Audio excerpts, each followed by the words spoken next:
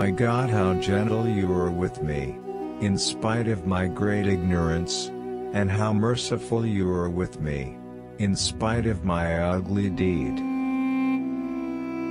People praise you for what they suppose is in you, but you must blame your soul for what you know is in it. When the heart becomes empty, the mimbar of the divine oneness is placed therein and the Sultan of Gnosis sits upon it. The lights of some people precede their dhikr, while the dhikr of some people precede their lights. There is the one who does, loud, dhikr so that his heart be illumined, and there is the one whose heart has been illumined and he does, silent, dhikr. Persist in that invocation until the unity of the world is subsumed for you in a single sphere, so that with the eye of your heart you will see not in the two worlds save the one. Invoking brings the heart closer to the hereafter and keeps the world away from the heart, even though the world is around it. Invoking warns the heedless heart to abandon its pleasures and deceptions. The most excellent of those who perform good deeds are those who most often remember God in all situations.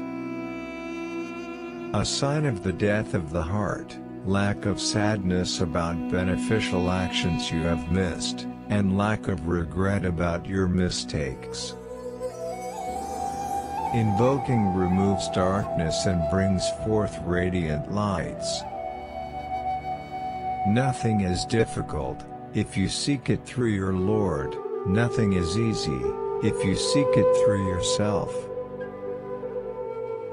The ambition of the spiritual traveler never wants to stop with what it has been shown save that the voices of reality call to him, what you seek is ahead of you. He whose wealth or children distract him from remembering God is lost. But the one who remembers God experiences delights sweeter than the pleasure of food and drink.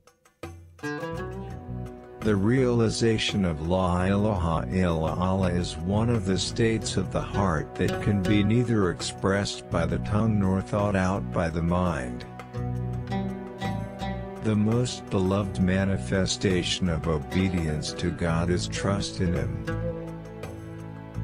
Whenever there remains any support for the ego within, even if it be only an atom's weight, then you are pretentious and have a devil who leads you astray. One of the signs of relying on deeds is loss of hope when a misstep occurs. If you are aware of your humility, then you are arrogant. The reality of the invocation is when the invoked takes possession of the heart, and he is one. Separation and multiplicity exist before that for as long as the invoker is in the station of invoking with the tongue or with the heart.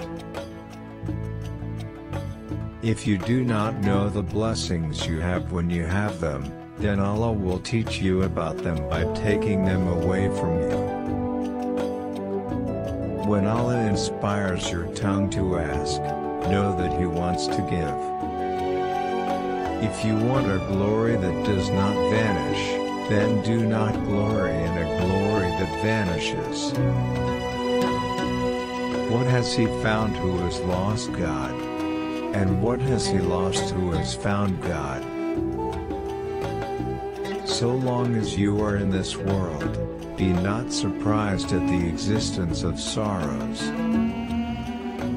I know of nothing more useful to you than four matters: surrender to Allah, to humbly entreat Him, to think the best of Him, and to perpetually renew your repentance to Him, even if you should repeat as in 70 times in a day. If you do not think well of Him because His qualities are beautiful, then think well of Him because of the way He treats you. I seek refuge in Thee from every hope which would distract me. Actions are but lifeless forms whose soul is the secret of sincerity in them. When the invocation descends into the heart, if there is darkness within, it illuminates it, and if there is already light, the invocation increases the light and intensifies it.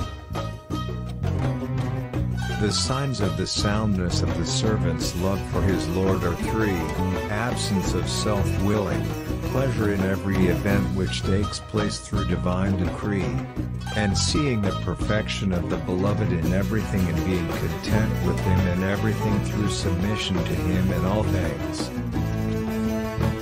It may well be that you are in a bad state, but to keep company with someone worse than you would allow to see good in yourself. Whosoever is determined to seek guidance and follow a path of right conduct must search for a shade from amongst those who have realization, one who follows a path methodically, who has abandoned his passions, and who has firmly established his feet in the service of his Lord. The gnosis of God is intermediate between immoderation, which is ascribing human characteristics to God, and negligence, which is denying any attributes to God. The truth lies in the balance between the two extremes. If you make demands on Him, you doubt Him. If you seek Him, you are absent from Him. If you seek other than Him, you are shameless before Him. If you make demands on other than Him, you are distant from Him. The covenant of your servanthood is that you be a servant to God, not to someone else, and that you know that everything except God is a servant to God, as He Most High has said, "There is none in the heaven and the earth but cometh unto the compassionate as a servant." Paraphrased, the way of al-Junayd includes among other things abstaining constantly from resisting God Most High in whatever happens to one, whether good or bad. If you make intense supplication and the timing of the answer is delayed, do not despair of it. His reply to you is guaranteed, but in the way He chooses, not the way you choose, and at the moment He desires, not the moment you desire.